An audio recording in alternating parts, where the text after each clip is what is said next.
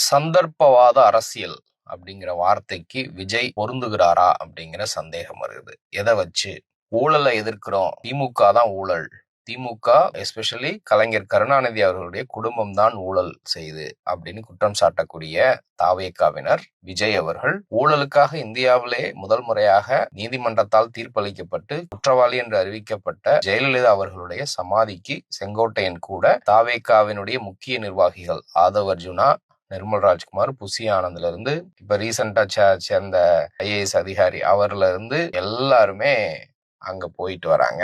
சமூக வலைதளங்கள்ல ஜெயலலிதா, எம்ஜிஆர் போன்றவர்களுடைய ஹேஷ்டேகோட இது பதிவுகள் இடப்படுது. விஜய் தான் அடுத்த எம்ஜிஆர் அப்படிங்கிற லெவலுக்கு சொல்லப்படுது. அது மட்டும் இல்லாமல் அதிமுகவில் இருக்கக்கூடிய பல முன்னாள் அமைச்சர்கள், முக்கிய தலைவர்கள் தாவேகாவில் இணைவார்கள் அப்படின்னு தாவேகாவினுடைய அணில் குஞ்சுகள், ஆதரவாளர்கள் ஃபயர் விடுறாங்க. அதிமுகவும் ஊழல் கட்சி அப்படின்னா, அதிமுகவும் தமிழ்நாட்டுல ஆட்சி செஞ்சிருக்கிறது கிட்ட 50-60 ஆண்டு காலமாக அதிமுக திமுகன்னு மாத்தி மாத்தி தான் ஆட்சி செஞ்சிருக்கிறாங்க. அதிமுகவில் இருக்கக்கூடிய பல தலைவர்கள் மீது பல ஊழல் வழக்குகள் இன்னும் பெண்டிங்ல இருக்கு.